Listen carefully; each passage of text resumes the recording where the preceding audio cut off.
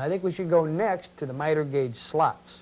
These need to be checked because they're very, very important. In fact, the miter gauge slots have to be perfectly perpendicular to the main spindle for true, accurate cuts. Any idea how to proceed, Susan? Well, sure. You're going to lock the Allen wrench into the miter gauge by borrowing a spare set screw from the tool rest or somewhere else, and then put the X on the sanding disc here at the infeed side of the table. You say the X on the infeed side? Yes, sir. Got it. Now extend the quill to fine-tune the disc so that it just makes contact with the end of the Allen wrench. Lock it in place, and then rotate the X on the disc to the other side of the table. How's that, Susan? Now by sliding the miter gauge forward, the disc should again make contact with the end of the wrench. Well, Susan, what happens if it doesn't touch on this side? Well, if the Allen wrench doesn't touch on the X, or if it binds while it's being moved forward, an adjustment is necessary. Loosen the 4 bolts that hold the table so that the wrench touches the X on the disc at both the infeed and outfeed ends, and then carefully retighten the 4 bolts. Can I help you there? Let me just get this side here, and then we can line it.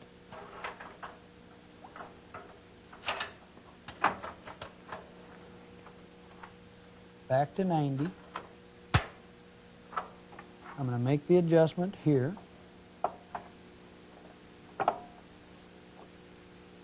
And that looks pretty good.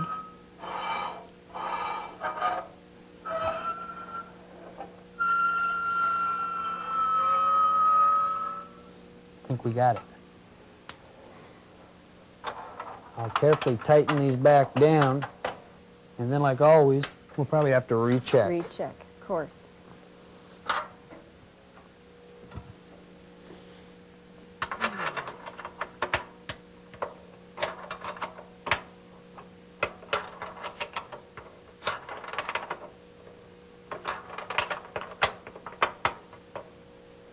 Shall I try it? Check it now, Susan. Looks like we got it. Looks perfect. Great. Well, I think it's time for the miter gauge now. It needs to be checked and possibly adjusted also. First of all, check and see if the miter gauge rocks side to side or forward and backward. Also, does it scrape against the table itself? Run that across the table, Susan. That's not good. I think See if it does, the glides underneath, right here, need to be adjusted themselves. Try a screwdriver on that. By turning them in or backing them out, it's quite easy to adjust the miter gauge so that it moves properly and smoothly over the table. I think I need a larger screwdriver here, Mike. My fault, I'm sorry. Try this bigger one. Thanks. Now, once the glides have been adjusted so that the miter gauge moves slowly over the table, we can check the protractor face itself. There, Susan, we're going to need a combination square. That looks pretty good, does it, Rock? You got it great. Let's go ahead and check the protractor face. All right. Beginning with the 90-degree stop, the combination square has to make contact and be flush on the protractor as well as the disc itself. How does that look? That looks very good. Okay, I'll lock that down. Be very careful. Double check that one more time.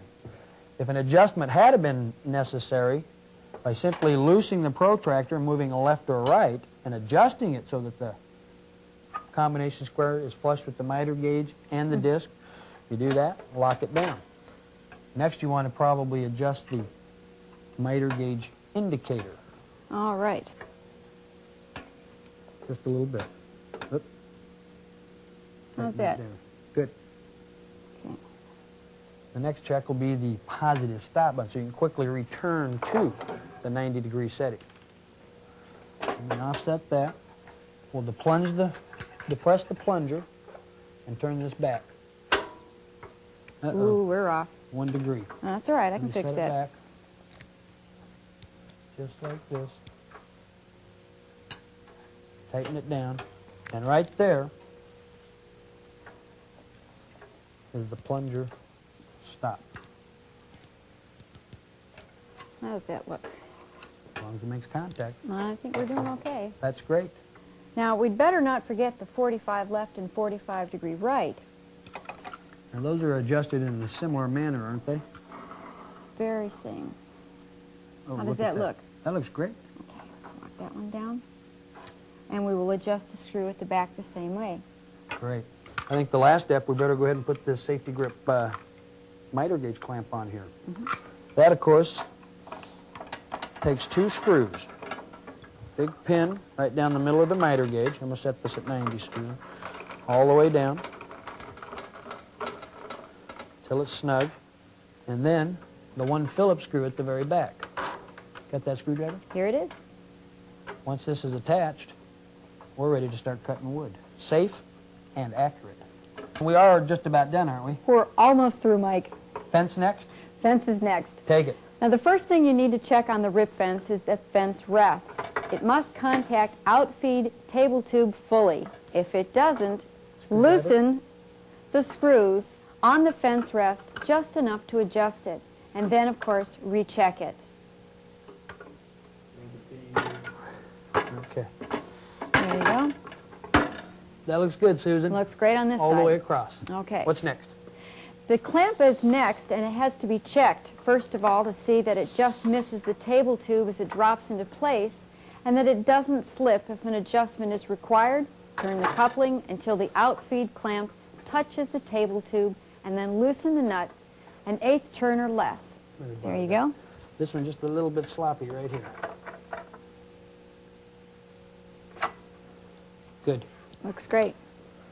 The fence also needs to be perpendicular with the main spindle. So with the fence placed along the right miter gauge slot, okay, position the miter gauge at the infeed side of the table.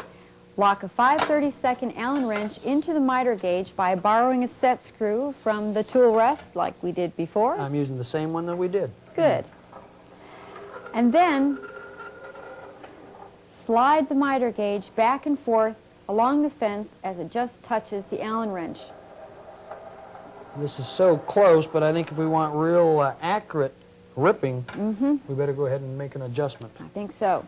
This is done by loosening the 2 Phillips screws underneath the fence. Okay? Now put the fence back on the table Got it? and slide the miter gauge back and forth as the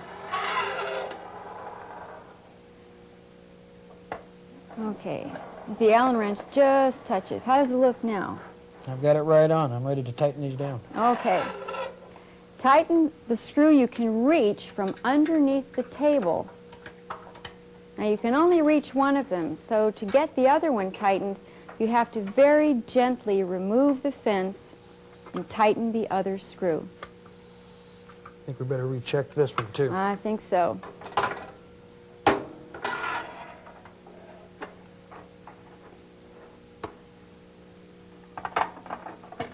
Here we go.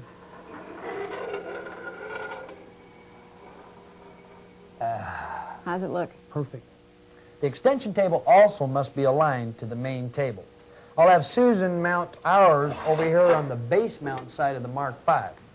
Once that's in place, Susan, I'm going to go ahead and slide the main table right up against here. In fact, right till it touches. Come up a little bit here. Got it. Okay, with all the bolts loosened underneath, we're going to slide our connector tubes from our floating tables into the extension table and the main table. Now, Susan, if I can get you to tighten the main table locks there first, and then on the extension table, I'm going to grab my straight edge, and we'll check it here. How's that look? Well, looks great. And back here. Dead on.